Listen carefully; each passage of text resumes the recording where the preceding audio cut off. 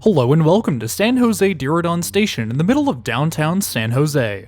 Today we are going to be taking a ride on the Altamont Corridor Express from here to Fremont. Our journey today will take us the 20 miles around the south coast of San Francisco Bay from San Jose to Fremont. The trip will take about 30 minutes and we'll have 2 stops in Santa Clara and Great America along the way.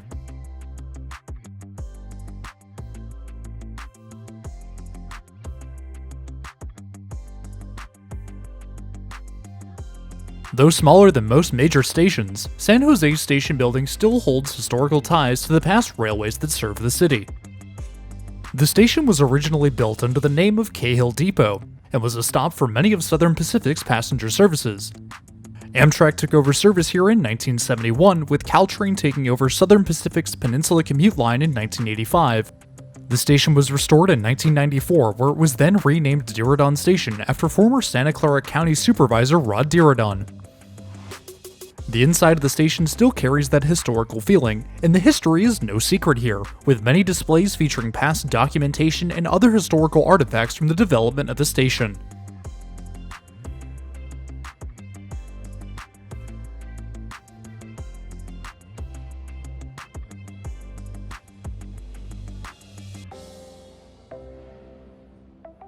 The passenger waiting hall features a high vaulted ceiling, Amtrak's ticketing counter, a small convenience store, and one of the largest American flags I have ever seen in a station building. Ticket machines for Caltrain, Amtrak, Greyhound buses, and Clipper cards are just outside of the waiting hall. Despite all of these, there seems to be no ticket machine in sight for Ace, which is rather odd. Off to one side is a ticket validator, but nowhere to buy a ticket, which was rather annoying. I ended up buying my ticket online, however I would have preferred to have a physical ticket. We've got some time before our train arrives, so let's head out to the platforms to see what else is going on. San Jose Diridon is a rather busy station, as it serves Caltrain Peninsula trains, Amtrak's Capitol Corridor, and Amtrak's Coast Starlight, in addition to the Altamont Corridor Express. The station also serves a stop on the VTA's light rail system, with BART joining the ranks of services in the coming years with Phase 2 of BART's Silicon Valley extension.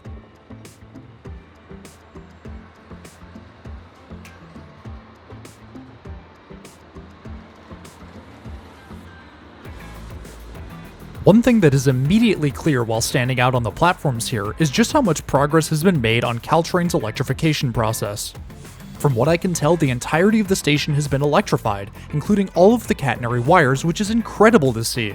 I cannot wait for Caltrain to begin testing the new electrified network and soon thereafter running their brand new Stadler Kiss EMUs. Speaking of, Caltrain recently took delivery of their first 2 EMUs last month.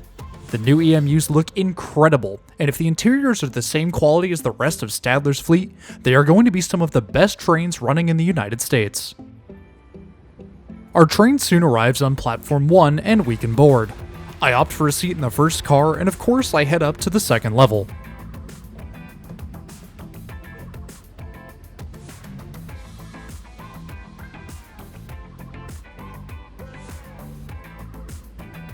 It's not long after getting settled in that the doors close and our train departs for this quick 30-minute journey up to Fremont.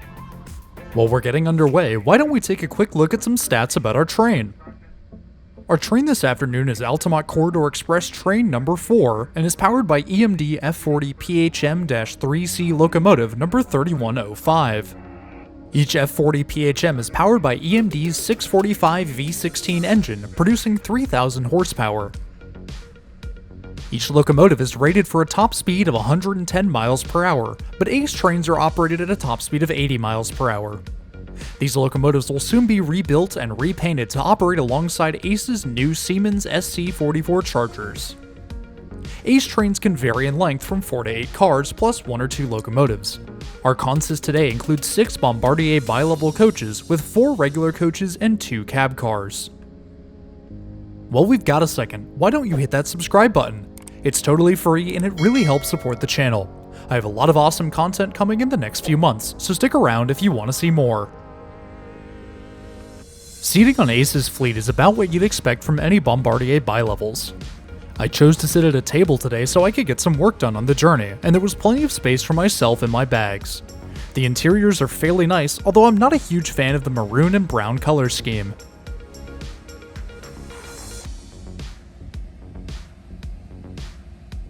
A nice addition below the tables are outlets, although I'm not sure if they're included at every row. One thing that is greatly appreciated about Ace's fleet is onboard Wi-Fi, the speed of which is actually surprisingly good. It's not as fast as Brightline's Wi-Fi, but 10.89 megabits per second is nothing to scoff at. Ace's route follows the south coast of San Francisco Bay, with a small section crossing over the Salt Ponds and Coyote Creek out on the water. This fact provides some incredible views of the surrounding landscape. The water here comes right up to the edge of the tracks, with the Diablo mountain range standing tall in the distance.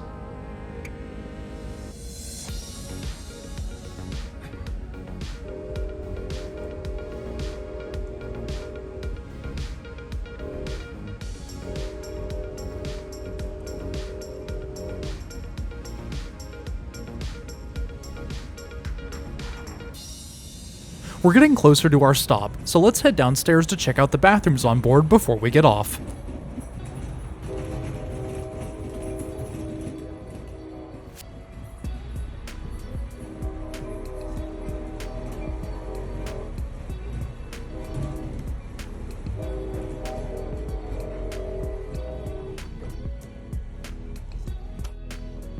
The bathroom is rather spacious and is fairly clean, although the trash certainly needs to be taken out.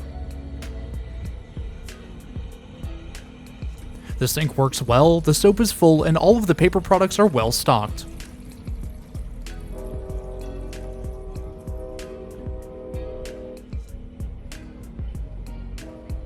Overall, it's a nice bathroom, as to be expected of Bombardier's fleet.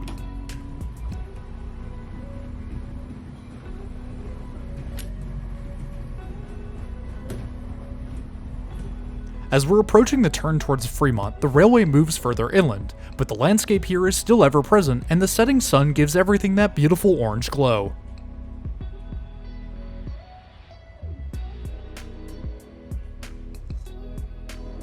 We soon reach the spur that will take us east towards Fremont. This spur also marks the point where Amtrak's Coast Starlight splits off to continue on the direct route to Oakland, while Ace and Amtrak's Capital Corridor head east and then north to serve their inland station stops. The curve is incredibly tight, and looking back we can see the entire train snaking its way along behind us. A nice addition to Ace's fleet are the water stations on board. However, this one appeared to be a little worse off than most, as it sputtered in and out of a consistent flow, splashing water everywhere.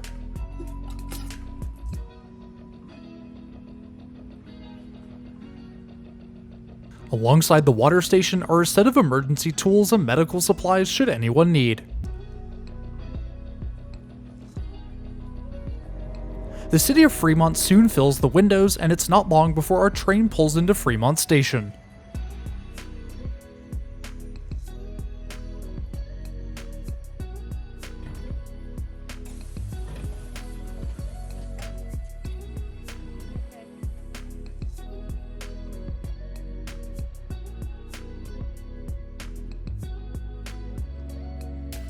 The station stop only lasts a minute or two before the doors close, and our train continues east on its journey up to Stockton.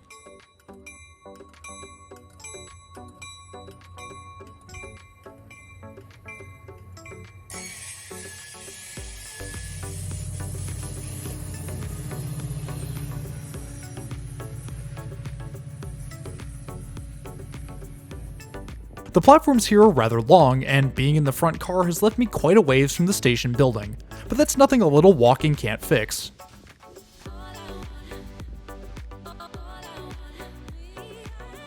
Despite being a stop on Ace's route, Fremont is mainly served by Amtrak's Capital Corridor, a fact made clear by this Amtrak sign with the Capital Corridor logo on it.